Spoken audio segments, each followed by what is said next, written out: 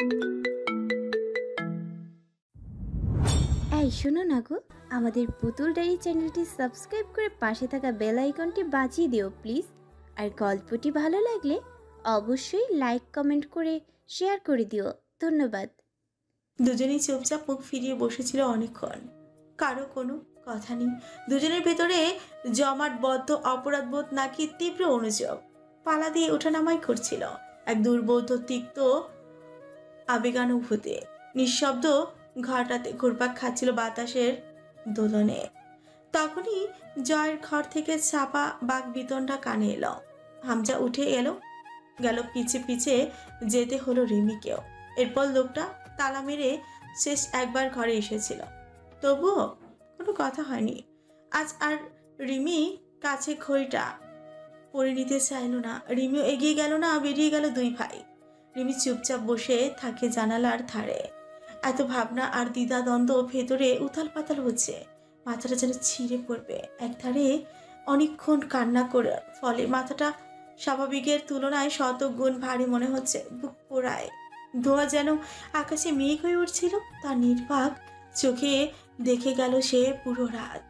রাত 2টোর দিকে মুস্তাকিন দিনাজপুরের পা রাখলো। ঢাকায় একটা কাণ্ড ঘটেছে, তা হয়তো এসে পৌঁছেছে দিনাজপুর অথবা পৌঁছায়নি। বাস টার্মিনাল ফাঁকা, রাস্তাঘাট শনশন হয়ে আছে। তারা কয়েকজন বাস থেকে নামলো। তারাই কেবল মানুষ, গাড়ি তেমন নেই, হেঁটে যেতে হবে। ফ্ল্যাটটা এখনো ছাড়া হয়নি, তবুও সেখানে যেতে ইচ্ছে করলো না, অন্য কোথাও যাওয়া দরকার। কত মাস পরে সে দিনাজপুরে এলো আবার, মনে নেই তার। হাঁটতে হাঁটতে একসময় যখন অন্তুদের বাড়ির বেশ কাছে দিয়ে অতিক্রম করেছিল, তখন সেই অদ্ভুত সাহসী আর অল্প স্বল্প বোকা নায়টির ভীষণ সুশ্রী মুখ ভেসে উঠল চেহারায়, ভীষণ স্নিগ্ধ। মাথার ওড়নাটা ছাড়া সে একবার দেখার সুযোগ পেয়েছিল। সেই রাতটার কথা মনে করে দীর্ঘশ্বাস ফেলল। সে ছিল তখন পুলিশ অফিসার, পরিচয়টার মায়ে পড়েছিল সে। তবুও মেয়েটিকে অপমানের হাত থেকে রক্ষা করতে পারেনি। আজ সেই পরিচয় নেই, পরিচয় রাখার দরকার নেই। নাইটির উপর তার দুর্বলতা আজও মিথ্যে নয়। মনে পড়লে বুকটা তিত্তির করে জ্বলে ওঠে। তাতে কি, যে মেয়ের কপালে সুখ থাকে না, কোথাও থাকে না, তার কাছেও কি আর মিনসুখী হতো? হাসলো মনে মনে। কি এমনভাবে সে এইসব ভাবছে যেন, সব ঠিকঠাক হয়ে গেছিল। কখনো তো সেই মনের দৌর্বল্য প্রকাশ করা হয়নি। তার সুদর্শন চেহারার মায়ায় পড়ার মতো মেয়েও নয় সেই নারী। দিনাজপুর ফেরা তার কিছু উদ্দেশ্য হাসিলের জন্য, তা ফুরালে আবার সে ফিরে যাবে এই জেলা ছেড়ে। সেই কটা দিন সে অস্থায়ী পরিচয় পুরো ফ্ল্যাটেই থাকবেই বলে ভেবে নিল। কিছুদিনের সেই অবাস্তব পরিচয়টাই একটা মায়ে পড়ে গিয়েছিল যেমন। হাঁটতে হাঁটতেই অনেক দূর এসে গেছে, টেরই পায়নি। সামনে রাস্তার মোড় পলি বিশাল হোটেল। এখান থেকেই ভাবনাটির মাথা দেখা যায়। জলজলে ইংরেজি অক্ষরে নিজের নাম জানান দিচ্ছে। উদাস পায়ে হেঁটে এগিয়ে গেল সেই দিকে। এসে কদিন আগে সেই তরুর কাছে কল এলো সেই লোকটার, যে শুধু তার জন্মদাতা হিসেবে বাপ আর কিছু না। তরু বিশ্বাসই করতে পারেনি যে মূর্খ লোকটা মেয়ে বলেই পরিচয় দেয়নি কখনো। সেই কেন কল করে মিষ্টি করে ডাকছে? তার অপরাধ, তার মায়ের গর্ভে একের পর এক শুধু মেয়ে জন্মেছে, আর মেয়েরা তো কামাই করে খাওয়ায় না, ওদেরকে আরো বসিয়ে খাওয়াতে হয়। উপরন্তু বিয়ে শাদী দিতে গেলে কত ঝামেলা, কত খরচ। কথায় কথায় সেই লোক বলল, একখান ইঞ্জিনিয়ারিং পাত্র পাইছি রে মা, সুখে থাকবে তুই। তোর মাও রাজি, শুক্রবারে বাড়িতে আয়, ওরা তো একবার চাই তোরে। তুই কইলে আমি যাবো না, আমার সাথে আসিস। তোর আত্মা কেঁপে ওঠে। একবার তোর বয়স যখন 14 বছর, সেবার একবার এই লোক এসে ভুলিয়ে ভালিয়ে বাড়ি নিয়ে গিয়ে অর্ধেক বিয়ে দিয়েও ফেলেছিল। জুয়া খেলে হেরে যাবার পরে অনেক টাকা ঋণ হয়ে গিয়েছিল। এরপর এক বয়স্ক লোকের কাছে তরুকে বিয়ে দেওয়ার বদলে সেই টাকা শোধ করতে তার সেই আয়োজন। বুড়ো পাত্র অনেক টাকা দিয়ে 14 বছরের তরুকে বউ হিসেবে কিনতে চায়। তরু হাত পায়ে ধরে কেঁদেছিল বাবার। মাতাল বাপ শুনেনি, ওর মাকে ওর সামনে মেরে নাক মুখ দিয়ে রক্ত বের করে দিল। সেদিন জয় গিয়ে একটা হাঙ্গামা করে তরুকে নিয়ে এসেছিল, আর কোনোদিন তরুকে নিয়ে যাওয়ার সাহস পায়নি ওই লোক। আজ আবার কল করেছে। তোরও বড় হয়েছে এখন, তবুও সেই আতঙ্ক মস্তিষ্কে সংরক্ষিত হয়ে আছে এখনো। ছটফটি উঠে দাঁড়ায় সে, এদিক ওদিক পায়চারি করে। এই বাড়িতে তার ভরসার স্থল, যাকে নাকি সে আজকাল ঘৃণা করে বসেছে, সত্যি কি না বোঝা যায়নি কখনো। হামজাকে বললে জেলে দিবে বা অন্য পদক্ষেপ, তবুও তার কোনো দাবি কখনো হামজার কাছে করার অভ্যাস নেই। ঘৃণ্য লোকটার কাছেই ছুটে যেতে হলো। আর কেউ নেই তরুর, কেউ না। ওই পুরুষটা আছে তরুর দেবতা, সে তরুর অদ্ভুত রক্ষক। জয় তখন খাচ্ছে, টেবিলের ওপর প্লেট রেখে পাশে দাঁড়িয়ে গপাগপ গিলছে। কোথাও বেরোবে, জয়ের সামনে আজকাল যায় না সে। বুকের ব্যথা সহ্য হয় না, লোকটাকে দেখলে চিৎকার করে কান্না ছুটে আসে। যাকে তরু বিসর্জন দেবার নাম করে দিব্যি ঘুরে বেড়াচ্ছে, তরু ছাড়া কেউ জানে না তাকে। সে মনের মন্দিরের কেন্দ্রে দেবতা হিসেবে অধিষ্ঠিত করে ফেলেছিল সেই কিশোরী বয়সে। তাকে স্মরণ যায় না, বড়জোর সান্ত্বনা দেওয়া যায় ঘৃণার মিথ্যে আড়ালে। তরুর চোখ টলমল হয়ে উঠেছিল, কেন জানা নেই। দৌড়ে গিয়ে কাঁপতে কাঁপতে জয়ের হাতে ফোন ধরিয়ে দেয়, অস্থির হয়ে চেয়ে থাকে। জয়কে কিছু বলতে হলো না, সে যেন সব জানে। ফোন কানে নিয়েই বকে উঠল, খালি রাত জেগে জন্মালেই বাপ হওয়া যায় না চাচা। ওরকম তো কার্তিক মাসে কুত্তাও বাচ্চা জন্মায়, তাই বলে বাপের ঠিকানা থাকে ওদের? এতগুলো দিন যখন খাওয়া পড়া সহ যাবতীয় ভরণ পোষণ দিয়ে মানুষ যখন করতে পেরেছি আমরা, ওর বিয়ের বালটাও দিয়েই দিব। আর আপনিও জানেন আমি বিয়ে দিলে কোনো ছোটোখাটো রাজার ঘরেই যাবে। তরু নিজের বিজনেস হিসেবে ব্যবহার করতে চান মেয়েকে, তা ভালো, তবে তা মনেই চেপে রাখুন। বারবার সে কথা কানে এলে কবে মাথার পোকাটা নড়ে চড়ে ওঠে, দেখা যাবে বংশ নির্বংশ করে রেখে আসবো। বাপ লোকটা কল কেটে দিয়েছিল ভয়ে। ভীষণ ভয় পায় জয়কে যে। কিন্তু আজ সকালে তার মা কল দিয়ে কান্নাকাটি করেছে। তরু জানি মা এটা নিজ থেকে করছে না, ওই লোক মারধর করেছে, খুব বাধ্য করেছে মাকে দিয়ে এসব বলাতে। জয় নেই, তরু কার কাছে যাবে? সে তো কারো কাছে দুঃখ প্রকাশ করতে শেখেনি। যার কাছে তার দুঃখ ছপে এসেছে তাকে তো মুখ ফুটে বলতে হয়নি কখনো। মুখ চোখ দেখলেই অন্তর্যামীর মতো সব বুঝে যেত যেন। অনেকক্ষণ বসে রইল জয়ের কবুতরগুলোর সাথে। জয়কে বিসর্জন দেবার পর থেকে যখনই বুকে যন্ত্রণা উঠেছে, সে এসে জয়ের কবুতরগুলোর কাছে কষ্ট বলেছে। অবলা প্রাণীরা বোঝে কিনা কে জানে, তবুও বলে তরু। তোর ইচ্ছে করে দৌড়ে জয়ের কাছে যাবে, কোষে চেপে ধরবে জয়কে, জড়িয়ে ধরে ছিচিয়ে কাঁদবে অনেকক্ষণ, তারপর বলবে, আমি আপনাকে পেলাম না সে ঠিক আছে, কিন্তু অন্য কাউকে গ্রহণ করতে পারবো না। আমি কিন্তু মরে যাব জয় ভাইয়া, সত্যি বলছি। আপনারা আমাকে আপনি ছাড়া অন্য কারোর হতে বাধ্য করলেই আমি মরে যাব, বলে দিলাম। ছোটবেলা থেকে যার সমস্ত কাজকর্ম করতে করতে নিজের দেহ মন সবখানে শুধু একজনকে জায়গা দিয়ে দিয়ে এত বড় হয়েছি, হোক সে না হলো আমার, তবু সে ছাড়া আর কারোর হবার নয়। বুঝেছেন আপনি, বুঝেছেন? কথাগুলো ভাবতে ভাবতে কখন যেন হু হু করে কেঁদে ফেললো, নিজেও টের পায়নি, সামলালো না, ঝরতে দিল পানি। কল্পনা করলো জয় সামনে বসে বিরক্ত হয়ে চেয়ে আছে, কখন যেন একটা ধমক মারবে, তারপর বলবে, কিছু খাবি? আচ্ছা পাঠাই দিচ্ছি। আইসক্রিম পাঠাবো নাকি পেঁয়াজু? মুড়ি মাখাবি? আচ্ছা আমি আনি, মুড়ি মাখা খেয়েই বের হব। তরুর চোখ বাদ মানে না, শব্দ করে কেঁদে ফেলল আবারও। পলাশের হুকুম অথবা পারিবারিক রেওয়াজ, বাড়ির বউয়েরা শাড়ি পরে থাকবে।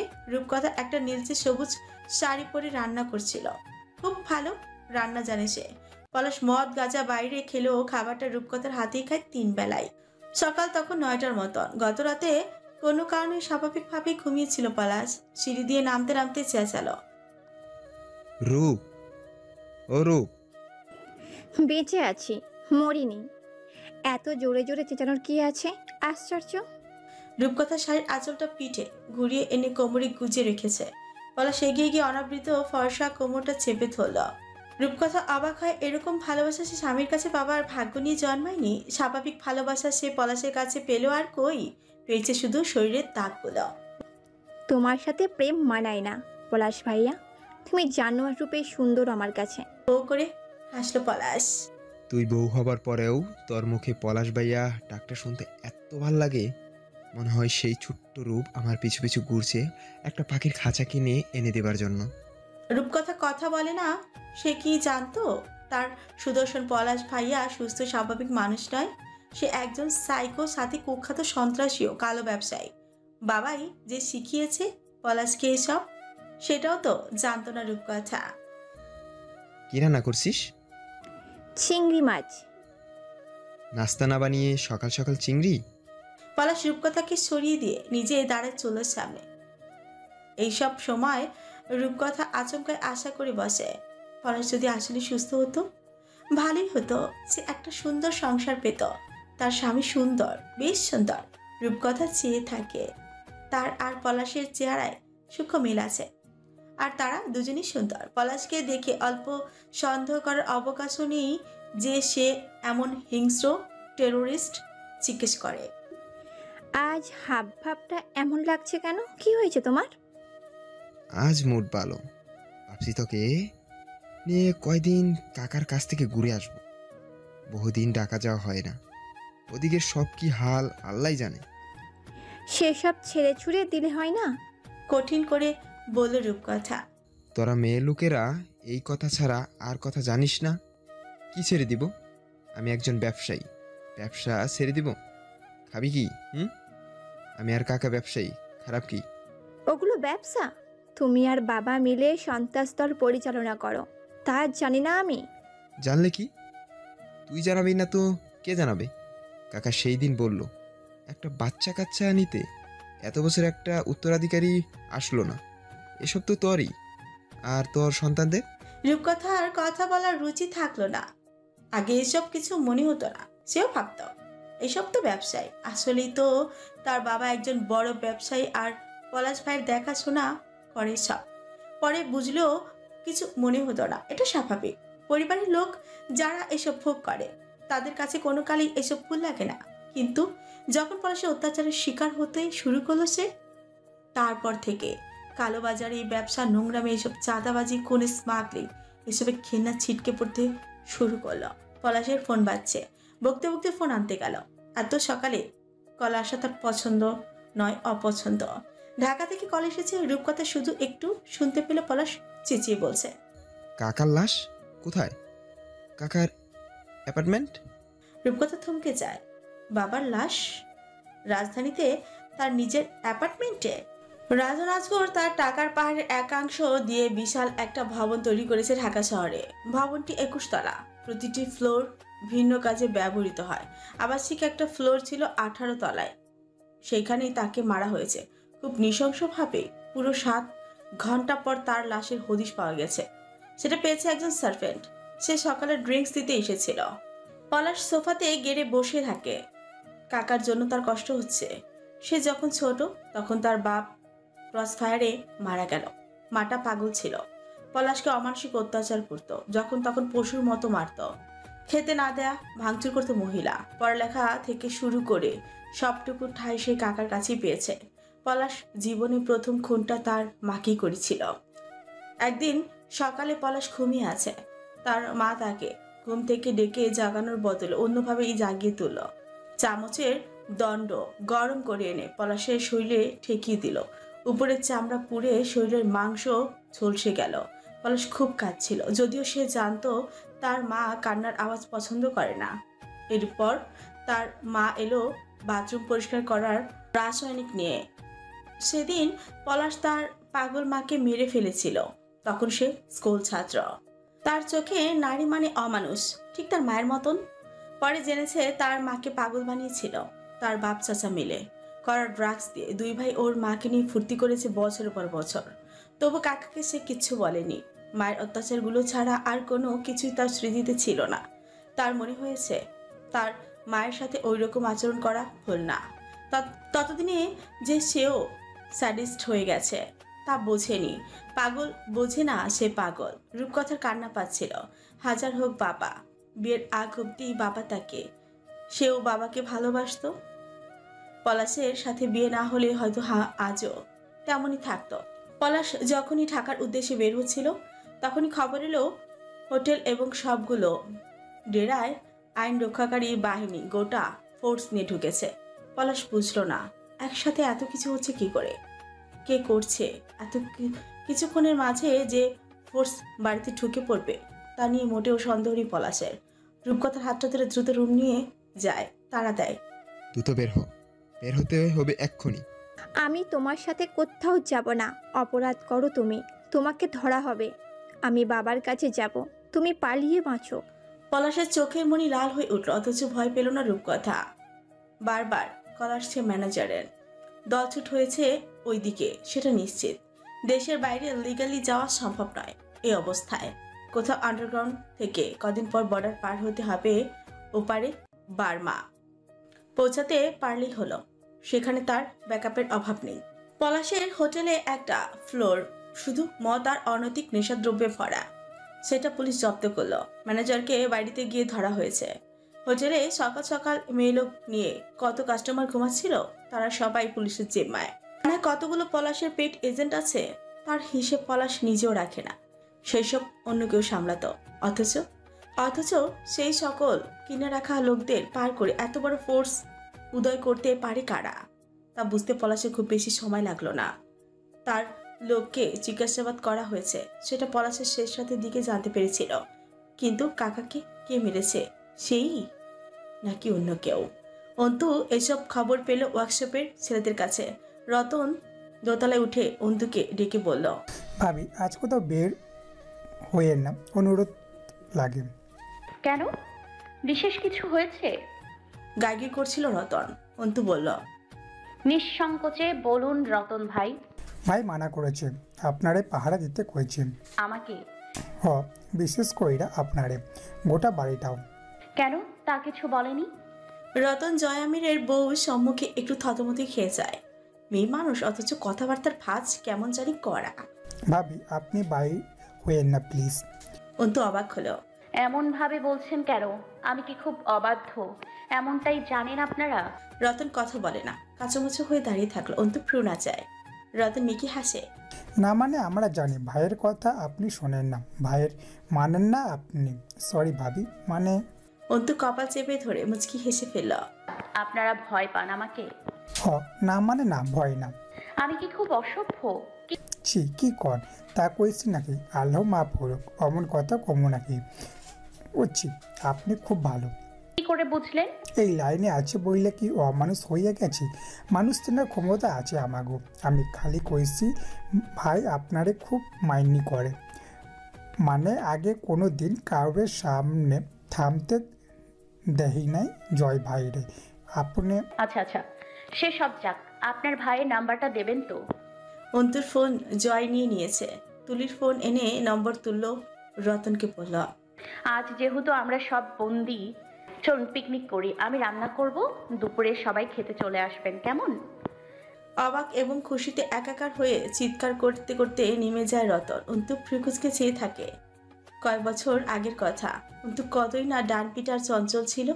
আজকাল মানুষ নাকি তাকে ভারী মনে করে, ভয় পায়। জয় নেই, আছে রোজা রাখেনি।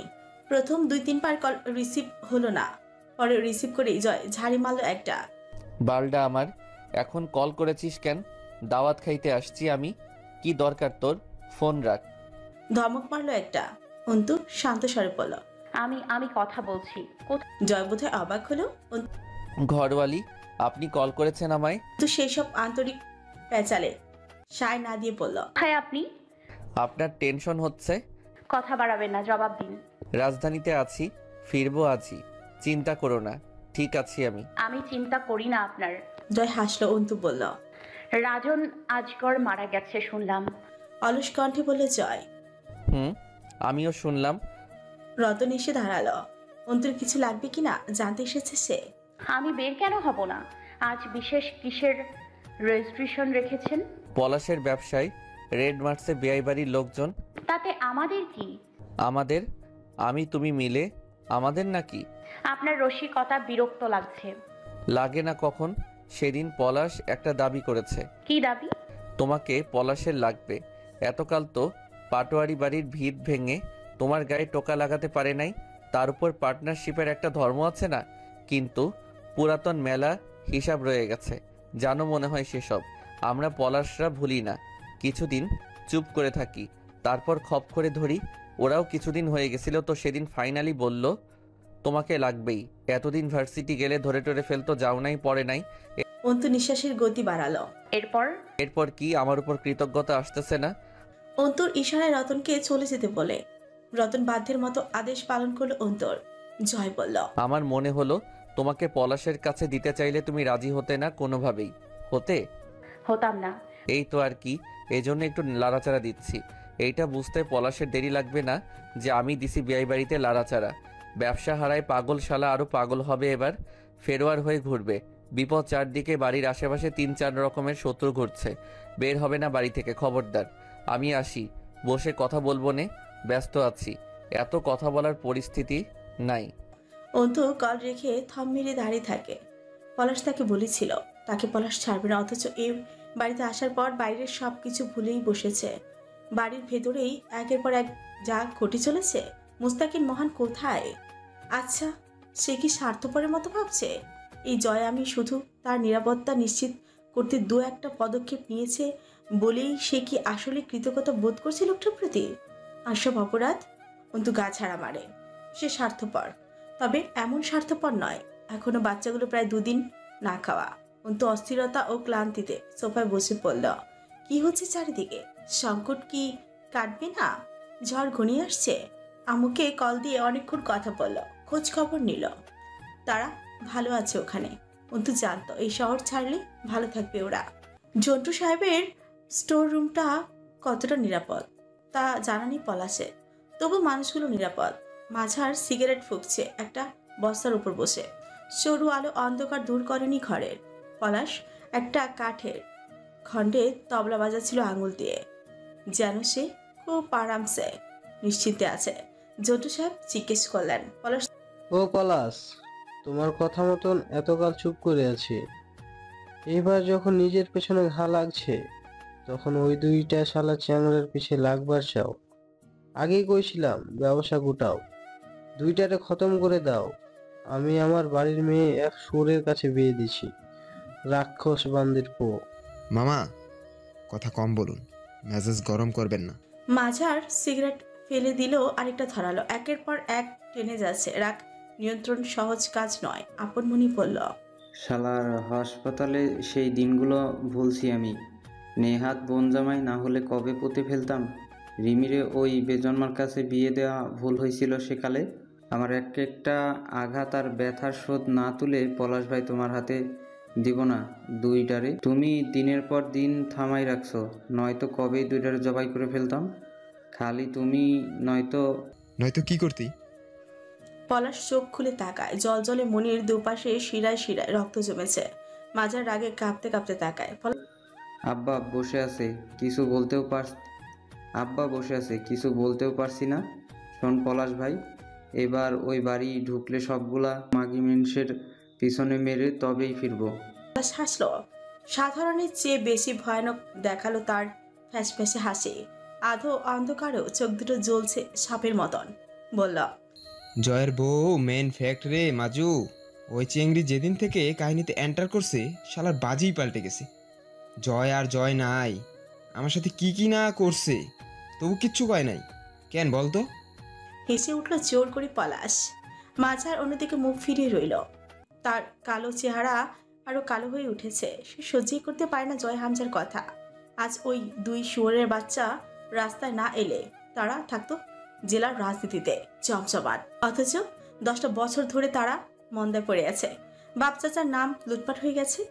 এক এক করে কাকা বাপ সব গুটিয়ে নিয়েছে নিজেদের রাজনীতি থেকে। পলাশ বলল, রাজনীতিবিদগুলোরে আমার ঠিক ততটা দরকার যতটা মনে কর ঠিক মতো হারতে গেলে শক্ত মাটি দরকার হয় পায়ের তলায়। ওরা ছাড়া তো গতি নাই। দেশের টেরোরিজমে ওরাই শক্তি, ওরাই মুক্তি। জেল থেকে বাঁচাবে, ব্যবসায় নিরাপত্তা দিবে, পুলিশ প্রশাসনকে কুত্তার মতন চালাবে, বর্ডার পার করবে। ওরা ছাড়া গতি আছে? হাতে রেখেছিলাম, কিন্তু আমার ইগুর চেয়ে বড় কিছু নাই। ওইটা চটকাইছে জয় প্রথম ওর বইয়ের জন্য। অথচ আমি আজ পর্যন্ত চুপচাপ কিচ্ছু করি নাই সেই মেয়ের। নিজের কাছেই অবিশ্বাস্য ঠেকে। সিগারেটটা কেড়ে নিল মাঝারে থেকে। দুটো লম্বা টান দিয়ে বলল, একটা মাগির কাছে হার মেনে গেল, সেই মাগিরে ছাড়বো না ওই 2টারে। কোন দিন খারাপ চলছে, চলতে চলতে নতুন দিন আসবে না? ওরা যাবে কোথায়? ভাবে না এসব। মাঝারে খারাপ লাগলো না পলাশের কথা শুনে। পলাশের মতো সন্ত্রাসরা রাজনীতিবিদদের টিস্যুর মতো হাতে রাখে, এই স্বীকারোক্তিতেও খারাপ লাগলো না, কারণ তারা তো আর রাজনীতিতে নেই, সব ডাউন। নাম, খ্যাতি, ক্ষমতা সব গেছে। মানুষের নীতি এটা, যা নিজের কাছে নেই অথচ থাকলে লাভ ছিল। এরকম জিনিসের ক্ষতি সাধনে মানুষ সুখ পায়। ব্যাপারটা ওইরকম, আমার নেই তো তার থাকবে কেন? অথবা হয় আমার হ, নয়তো ধ্বংস হ। মাঝারের মনে এখন চলছে তাই। যে ক্ষমতা তাদের নেই, সে ক্ষমতার নামে বদনাম শুনতেই আরো সান্ত্বনা লাগছিল। পলাশ চোখ বুজে দেয়ালে পিঠ হেলান দিয়ে বসে থাকে, পরিকল্পনা সাজায়। রূপকথাকে পুরনো বাড়িতে রেখে এসেছে পোস্টমর্টম শেষে কাকার লাশ আনতে। পোস্টমর্টম শেষে কাকার লাশ আসতে 2 দিন দেরি হবে। শুধু জয় হামজা না, তার নিজের লোকও বিশ্বাসঘাতকতা করেছে, যাকে সে আইন সামাল দিতে মিথ্যা পরিচয় বসিয়ে রেখেছিল। রক্ত উঠছে ভেতরে। বাই এনি চান্স সে ধরা পড়লে তার ফাঁসি অথবা যাবজ্জীবন কারাদণ্ড হবে। সে কারাবরণ অথবা ফাঁসির আগে সে সহপুলকে অত্যন্ত তার পাগলামি দেখাতে চায় একবার, এরপর সব শাস্তি মঞ্জুর। তবে তার আগে প্রতিশোধ। যারা তার এত সাধের ত্রাসের সাম্রাজ্যে ফাটল ধরিয়েছে, তারা বেঁচে থাকতে দেশ ছেড়ে পালাবে না সে। হোটেল থেকে শুরু করে প্রতিটি ডেরায় সিল পড়েছে, সমস্ত সম্পত্তি বাজেয়াপ্ত হয়ে গেছে বোধহয় এতক্ষণে। অন্য হয়ে পুলিশ খুঁজছে তাকে। তাকে সন্দেহ করা হচ্ছে কাকার খুনের জন্য। জয়ের এই রাজনৈতিক ক্ষমতাকে সে পণ্ডু না করে দেশের সীমান্তের উপরে পা রাখবে না। ঘড়ির কাঁটার টিকটিক শব্দ খুব কানে লাগে। নিস্তব্ধ রাত 3টে বাজছে। অন্তু জায়নামাজের উপর দাঁড়িয়ে ঘাড়ের নিচে মাথা রেখে শুয়ে থাকলো। অন্তু জায়নামাজের উপর ঘাড়ের নিচে মাথা রেখে শুয়ে থাকলো অনেকক্ষণ। জয় উপর হয়ে বিছানা পড়ে আছে, খুব ক্লান্ত সে। ঘরে ঢোকার পর থেকে ঘরের ভেতরে একটা উৎকট গন্ধ বদ্ধ হয়ে আছে। সে শুয়েছে মিনিট 10 হবে। রুমে এসেছে তার অল্প কিছুক্ষণ আগেই। অন্তু ধারণা কাউকে টর্চার করে ঘরে ফিরেছে সে। রাজধানী থেকে ফিরেছে রাত 11টার দিকে, অথচ বাড়ির ভেতরে ঢোকেনি কেউ একেবারে জন্য। মাঝরাতে গোসল করার অভ্যাস পুরনো। ঝটপট গোসল করে এসে শুয়ে পড়ল। রাত বাড়ছে, সাথে অন্তুর ভাবনারাও। আজ ওরা কাউকে জিম্মি করে নিয়ে ফিরেছে, এটা অন্তুর ধারণা। একজন নয়, একাধিক ছিল তারা। অন্তু উঠে দাঁড়ালো। তার মন টিকছে না। বাচ্চাগুলো না খেয়ে আছে হয়তো এখনো। অন্তুর মুখে খাবার রুচে না, গলা দিয়ে নামে না, খিদেও লাগে না। সেখানেই যখন ঘর থেকে বেরিয়ে যাচ্ছিল, জয় উপর হয়ে বালিশের উপর মুখ গুজে জড়ানো কণ্ঠে বলল, অন্তু কয়েক মুহূর্ত দাঁড়িয়ে থাকলো সে কথা শুনে। তারপর তা অগ্রাহ্য করে বেরিয়ে গেল ঘর থেকে। এই সময় বাগানে যাওয়া সম্ভব নয়। লোহার গেটটা দিয়ে ঢোকানো হয়েছে লোকগুলোকে। লম্বা বারান্দায় সিঁড়ির দরজায় তালা ঝুলছে। অন্তু 2-3 বার টানলো, ব্যর্থ চেষ্টা তালা ভাঙার। আব্দুল আহাদ সাধারণ ভিতরে বসে কোরআন তালাত করে। কি যে সুন্দর শুনতে লাগে। অন্তু এই দরজার বাইরে দাঁড়িয়ে শুনতে পায়। খিদেতে হয়তো চুপ করে আছে বাচ্চাগুলো। অন্তুর বুক পুড়ছিল। সে নিজেও কিছু খায়নি। রান্না করেছে সকালে, সকলকে খাইয়েছে, কিন্তু নিজের পেটে খিদের অনুভূতি টের পায় না আজকাল বিশেষ। দরজায় হেলান দিয়ে বসলো অন্তু। রুমে যেতে ইচ্ছে করছে না, ঘুম আসবে না কোনোভাবে। চোখ দুটো বুঝতে আব্বুর মুখটা ভেসে ওঠে। চমকে থাকায় অন্তুর মনে হলো আব্বুর গায়ের গন্ধ পেল খুব কাছে। কয়েক ফোঁটা নোনা জল টপটপ করে গড়িয়ে পড়ল। ক্লান্ত হয়ে উঠেছে রুহুটা, আর চলছেই না। প্রকাট অন্ধকারে বসে থাকে অন্তু। ছিচি পোকার ডাক ছাড়া চারপাশ নিস্তব্ধ। কোথাও আলো নেই, নেই জনমানব। বাচ্চাগুলো কুঠুরিতে বন্দি। আজ বুঝি আরো কিছু এসেছে। অন্তু টের পায়। আমজাদ সাহেব এসে পাশে বসলেন। অন্তু কাঁধটা এলিয়ে দিয়ে কল্পনা করে সে আব্বুর কাঁধে মাথা রেখেছে। আমজাদ সাহেব বললেন, শক্ত হ অন্তু, বি স্ট্রং। তীর সম্মুখে। এই নৌকা ভিড়বে না, চলন্ত নৌকা থেকে ঝাঁপ দিবে, একটু গড়িয়ে গিয়ে আঘাতপ্রাপ্ত হবে, পরক্ষণে গা ঝেড়ে উঠে তোকে তীরের গভীরে দৌড়াতে হবে। তুই তৈরি অন্তু? তখনই লৌহ কপাটের ওপরে ভেতরে থেকে এক পুরুষ কণ্ঠ সুতীব্র সুর ভেসে আসে। কিছু শব্দগুচ্ছ প্রতিধ্বনিত হয়। সেদিন আর রবে না হাহাকার, অন্যায় জুলুম অবিচার থাকবে না অত্যাচার, দুর্নীতি গদাচার সকলেই শান্তিতে থাকবে। সেদিন সবাই খোদাই বিধান মেনে দুঃখ বেদনা ভুলবে। অন্তুর গাটা শিউরে ওঠে। সে ছটফটি উঠে দাঁড়ায়, দরজায় হাত রাখে। তার ভেতরে কাঁপুনি উঠেছে, উত্তেজনায় বুক টলছে। এ কিসের সুর? নীরব যুদ্ধের দামামা? কোনো পুরুষের সাধারণ স্বরের গাওয়া এক সঙ্গীতে এত বিদ্রোহ থাকতে পারে? এত সুকরুণ, তবু যেন রণঝঙ্কার বাজছে। কণ্ঠস্বরটা চেনার চেষ্টা করে অন্তু। সেই অস্ত্রের মতো ঝনঝনে স্বর। ফের সুর টানে। কোনো একদিন এদেশের আকাশে কালিমার পতাকা তুলবে, সেদিন আর নয় বেশি দূরে, কিছু পথ গেলে মিলবে। অন্তু শরীরটা ছাকি মারে উঠে, মনে মনে বলে ওঠে, ওরে টান, কে আপনি যুবক? এত বিরোধ অগ্নি। কখনো আবার বলে ওঠে, মাশাআল্লাহ। অন্তু চাতকের মতো পিপাসার্ত হয়ে চেয়ে থাকে অন্ধকারে সেই দরজাটার পানে। মাথা ঠেকায় সেখানে। তার চোখ দিয়ে অস্ত্র ঝরছে। কিসের অস্ত্র? সাহসের? অথবা পাহারার পথিকের পথ পাবার আশঙ্কা?